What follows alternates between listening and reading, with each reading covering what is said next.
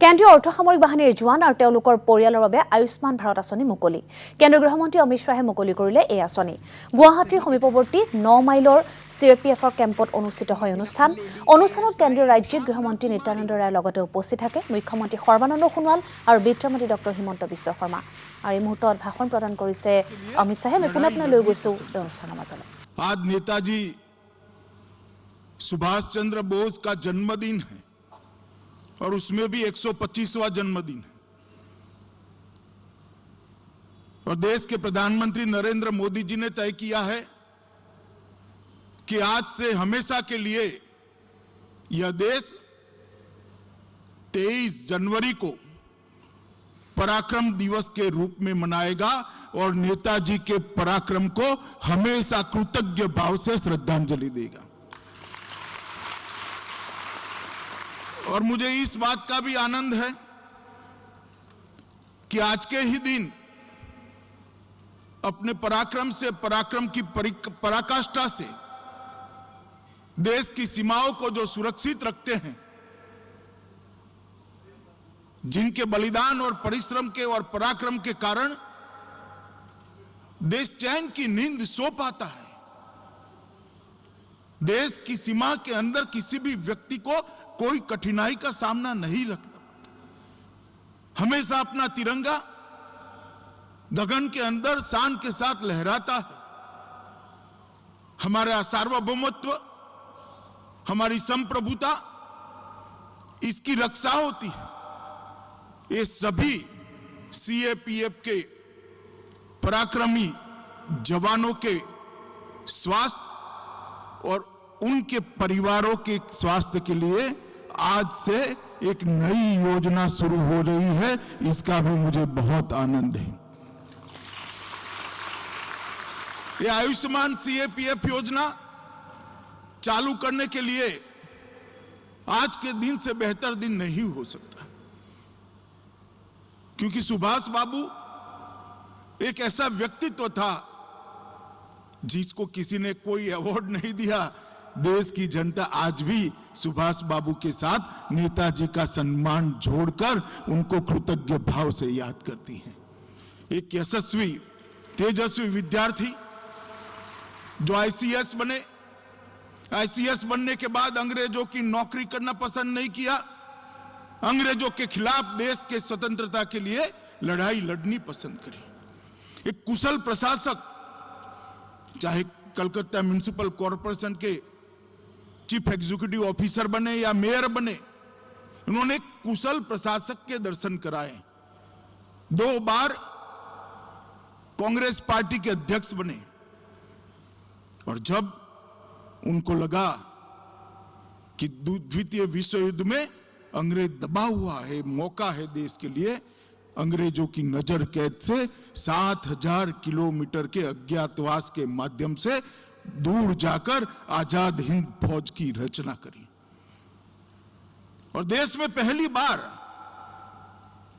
तिरंगा फहराने का अगर सम्मान किसी को मिला है तो सुभाष बाबू को मिला है। उन्होंने उस दिन घोषणा की थी कि आज मैं आजाद भारत की धरती पर पग रख रहा हूं। उन्होंने नारा दिया था, तुम मुझे खून दो, मैं तुम्हें आजादी दूंगा। और ये नारा आज भी देश भर के युवाओं के अंदर चेतना और उत्साह को भरता है, राष्ट्र भक्ति और राष्ट्र के प्रति समर्थन को बढ़ावा देता है। और सुभाष बाबू के जीवन के अंदर इतने कष्ट, इतनी कठिनाइयां, स्वास्थ्य अच्छा न होने के बावजूद दूर दराज के देशों के अंदर एक देश से दूसरे देश, दूसरे देश से तीसरे देश, अंग्रेज सत्ता जिसके लिए कहा जाता था कि इनके राज्य का सूरज कभी डूबता नहीं है, 27,000 किलोमीटर सबमरीन के माध्यम से गुजरते गुजरते गुजरते आजाद हिंद फौज की उन्होंने स्थापना करी। और वो महान व्यक्ति का आज जन्मदिन है और उसी दिन आज CAPF आयुष्मान का शुभारंभ होने जा रहा है। और उसी पराक्रमी जवानों के लिए जो देश की सुरक्षा करते हैं और उनके पराक्रमी माँ बाप के लिए, परिवारजनों के लिए।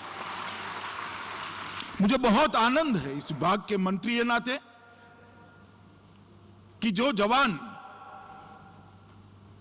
देश की अहर्निश चिंता करते हैं, सुरक्षा करते हैं और सुरक्षा के लिए अपना सर्वोच्च बलिदान देते हुए क्षण भर की नहीं झिझकते। -40 डिग्री टेम्परेचर से लेकर राजस्थान के रेगिस्तान में 45 डिग्री टेम्परेचर तक मोर्चा संभाल कर डट कर रहते हैं। कोई भी चुनौती हो उसका सामना करते हैं। देश की आंतरिक सुरक्षा की बात हो या सीमाओं की सुरक्षा की बात हो, सीएपीएफ ने जवानों ने एक उज्जवल इतिहास की निर्मिति ये देश के आजाद होने के बाद प्रस्तुत की है और पूरा देश आप लोगों को सम्मान के साथ देख रहा है। आपके वीरता, आपके समर्पण और आपके बलिदानों को सैल्यूट करता है मित्रों। और आज इस सीएपीएफ के जवानों के लिए एक बहुत बड़ी योजना लेकर इसकी शुरुआत हो रही है। मित्रों, जब मैं गृह मंत्रालय का प्रभार संभाला तब सभी सीएपीएफ के लगभग 150 जवानों के साथ चर्चा भी की थी, उनके साथ भोजन भी किया था। उसमें कुल मिलाकर 3 बातें उभर कर आती थी जो उनके चेहरे पर दर्द की लकीर दिखाती थी। वो दर्द को कभी अपनी ड्यूटी करने के लिए बाधित नहीं करता था, मगर एक हृदय में से टीस निकलती थी।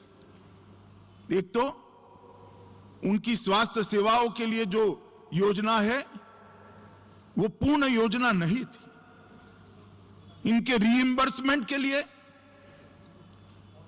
अस्पतालों के अंदर जगह की उपलब्धता के लिए और कई जगह अस्पताल न होने के कारण उनके परिवारजनों को उनको बहुत दिक्कतें आती थी। दूसरा, हाउसिंग का सेटिस्फेक्शन रेशियो बहुत नीचे है। वो असम राइफल की एक राइफल वुमेन ने जब कहा तब मुझे भी लगा, मैंने जाकर मंत्रालय में जांच करी तो सच अर्थ में सेटिस्फेक्शन रेशियो बहुत नीचे था। और तीसरा, उन्होंने कहा कि जगह जल्दी भरी नहीं जाती, रिक्रूटमेंट समय पर नहीं होता, इसलिए हमें पूरा साल लगभग ड्यूटी पे तैनात रहना पड़ता है। हम हमारे परिवार के साथ नहीं रह सकते। इससे परिवार में भी तनाव बढ़ता है, इसमें हमारा भी मानसिक तनाव बढ़ता है, ड्यूटी करने में दिक्कत आती है।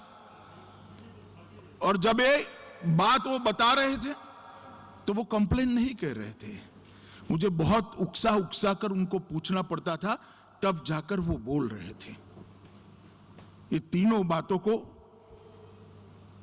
भारत सरकार ने, गृह मंत्रालय ने सुधारने का निर्णय उसी दिन कर दिया था जब जवानों के साथ मेरा संवाद हो रहा था।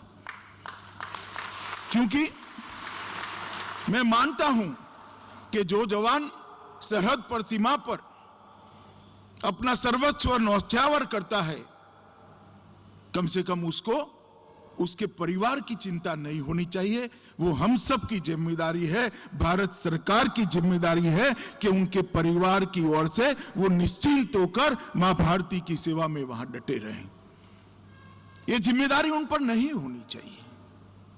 और इसीलिए जब सीएपीएफ के अंदर हर सीएपीएफ के लिए रिव्यू की मीटिंगें हुई, तब ये योजना का विचार हुआ। और मुझे कहते हुए आनंद है कि प्रधानमंत्री जी ने जो योजना बनाई है, आयुष्मान भारत योजना, इसका ही एक एक्सटेंशन आज सीएपीएफ आयुष्मान के नाम से सभी सीएपीएफ के कर्मचारी और उनके परिवारजनों के लिए आज शुरू हुआ। डॉक्टर इंदु भूषण ने बहुत डिटेल में बात बताई है, मगर उन्होंने बहुत क्लमजी तरीके से बताई है। मैं उसको थोड़े सरल तरीके से आपके सामने रखना चाहता हूं मित्रों। प्रधानमंत्री जी जब देश के प्रधानमंत्री बने तब ढेर सारी समस्याओं को उन्होंने हल करने की शुरुआत करी।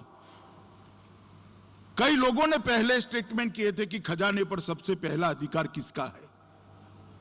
प्रधानमंत्री जी ने ये स्पष्ट कर दिया, खजाने पर सबसे पहला अधिकार देश के गरीब का है।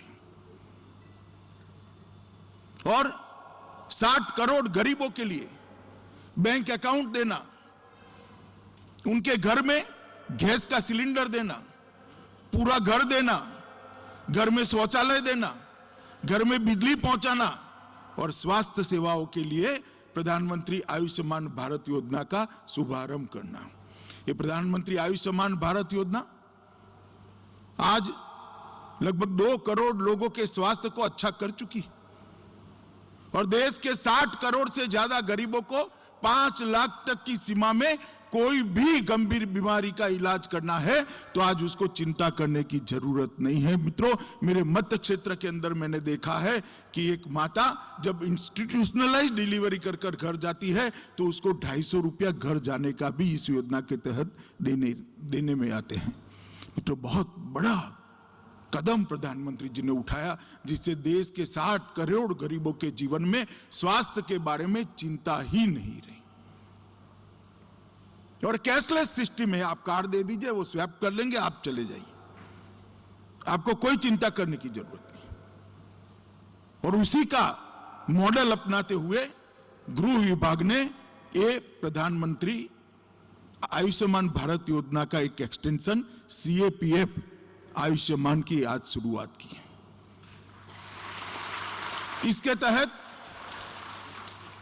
लगभग 10 लाख CAPF के जवान और अधिकारी और 50 लाख के आसपास कुल मिलाकर उनके परिवार परिजन, ये 50 लाख लोगों को कहीं पर भी देश के अंदर 24,000 अस्पताल के अंदर आप सिर्फ कार्ड लेकर उसको स्वैप कर कर आप आपके परिजनों का इलाज करा सकते हो। घर में बूढ़ी मां है, बीमार पड़ जाए तो आपको चिंता मत करिए, ये कार्ड कोई भी जाकर स्वैप करा लेगा, नजदीक के अस्पतालों में इसका इलाज हो जाएगा। अरे 24,000 अस्पतालों में से 14,000 अस्पताल निजी अस्पताल भी है, अच्छे अस्पताल भी है। इसके अंदर आपका, आपके परिजनों का इलाज किसी भी तकलीफ के बगैर हो, इस प्रकार की इस योजना को करा है। और मित्रों, जब आप ड्यूटी पर होते हैं तब ढेर सारी दिक्कतें परिवार को झेलनी पड़ती हैं। उसमें से आज एक दिक्कत नरेंद्र मोदी सरकार ने आपकी रिजॉल्व कर दी है। आपके परिवार के स्वास्थ्य के लिए आप निश्चिंत होकर आपकी ड्यूटी कर सकते हैं।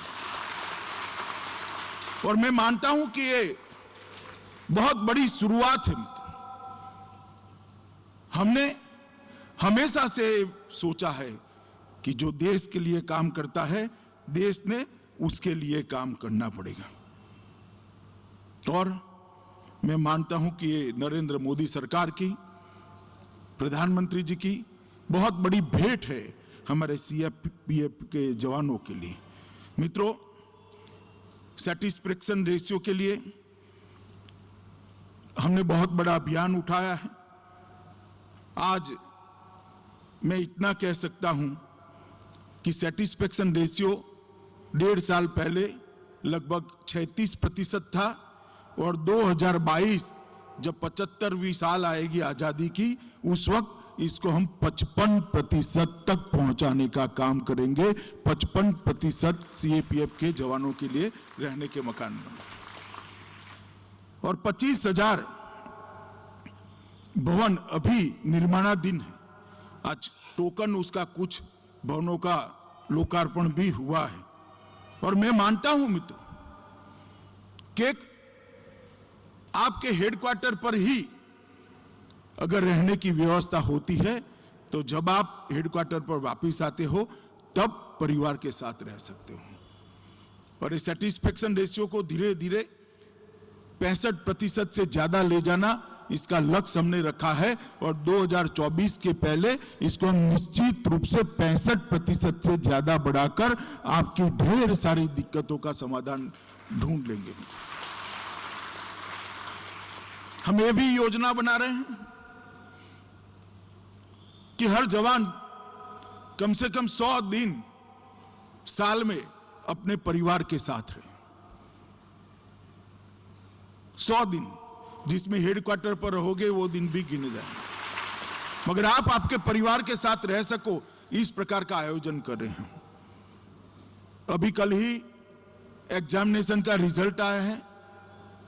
50,000 से ज्यादा जवान अब नफरी के अंदर जुड़ जाएंगे और 50,000 जोड़ने की तैयारी हमने साइमल्टेनियसली चालू कर दी है। और अब प्लानिंग कर रहे हैं कि 5 साल की भर्ती का जो रिटायरमेंट का चक्र होता है उससे पूरा प्लानिंग कर कर एक जवान जाएगा, शायद उसी दिन दूसरा जवान इसको रिप्लेस करेगा, ट्रेनिंग के साथ वो तैयार होगा। इस प्रकार का एक महत्वाकांक्षी कार्यक्रम हम हाथ में रहे। तभी यह संभव है कि 100 दिन आप आपके परिवार के साथ रह पाओ। तभी यह संभव है कि आपके परिवार का भी तनाव कम हो, आपका भी मानसिक तनाव कम हो और सीमा पर निश्चित होकर आप आपकी ड्यूटी कर पाओ। इस प्रकार की व्यवस्था गृह मंत्रालय बनाने के लिए आगे बढ़ रहा है।